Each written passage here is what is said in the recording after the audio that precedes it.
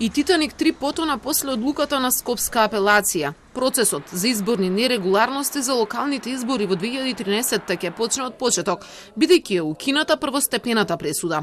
Со ова двајцата функционери на ДУИ, Исмет Гури и Ејуб Алими, кои првично добија по 3,5 години затвор, сега одново ќе седнат на обвинителна клупа. Апелациониот суд не објави образложение зошто, само КУСУ информира.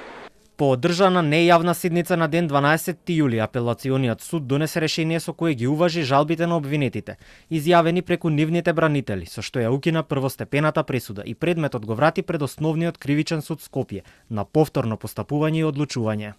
Ова се случува откако претходно 6 предмети на СЈО се вратија од почеток поради 2 разрешувања на судија и судија поротник, кои беа вклучени во процесите.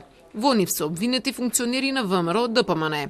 Во овој случај пак се од владеачката коалиција и тоа за изборни нерегуларности за локалните избори.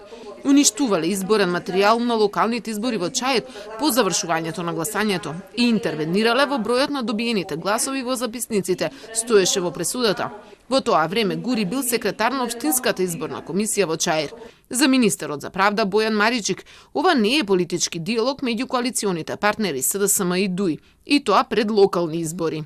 Не би рекол, мислам имавме пресуди во кои што луѓе кои што важеле за блиски до власта имале пресуди или пак имаат постапки, има без разлика дали се блиски или не блиски до власта, целта е законот да важи еднакво за сите. Последно со што се пофали министерот е дека 50 случаи на висока корупција кои се водат во македонските судови ќе ги наблюдува и ОПСЕ.